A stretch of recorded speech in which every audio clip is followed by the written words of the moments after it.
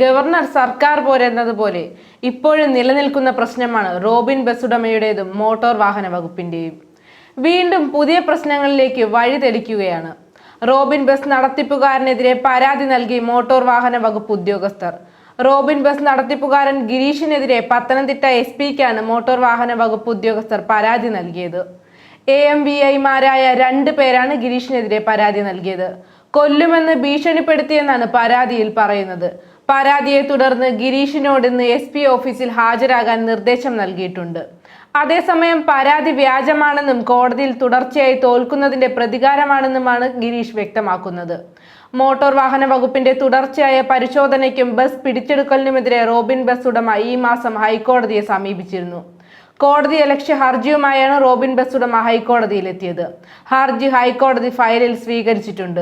ഹർജിയുടെ പശ്ചാത്തലത്തിൽ സത്യവാങ്മൂലം സമർപ്പിക്കാൻ ഗതാഗത സെക്രട്ടറിക്ക് ഹൈക്കോടതി നിർദ്ദേശം നൽകുകയും ചെയ്തിരുന്നു.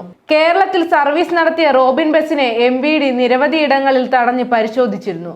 പെർമിറ്റ് ലംഘനത്തിന്റെ പേരിൽ മോട്ടോർ വാഹന വകുപ്പുമായി നിയമയുദ്ധത്തിലായിരുന്ന റോബിൻ ബസിനെ മോട്ടോർ വാഹന വകുപ്പ് കസ്റ്റഡിയിലെടുക്കുകയും ചെയ്തിരുന്നു. തുടർന്ന് ഉടമ പോലീസിനെ സമീപിച്ചെങ്കിലും മോട്ടോർ വാഹന വകുപ്പ് ബസ് വിട്ടുകൊടുത്തിരുന്നില്ല. കോടതി നിർദ്ദേശം പരിഗണിച്ച ശേഷം മാത്രമാണ് മോട്ടോർ വാഹന വകുപ്പ് ബസ് വിട്ടുകൊടുത്തത്. കോൺട്രാക്ട് ക്യാരേജ് പെർമിറ്റുള്ള ബസ് സ്റ്റേജ് ക്യാരേജായി ഓടുന്നത് നിയമവിരുദ്ധമെന്നാണ് മോട്ടോർ വാഹന വകുപ്പിന്റെ നിലപാട്.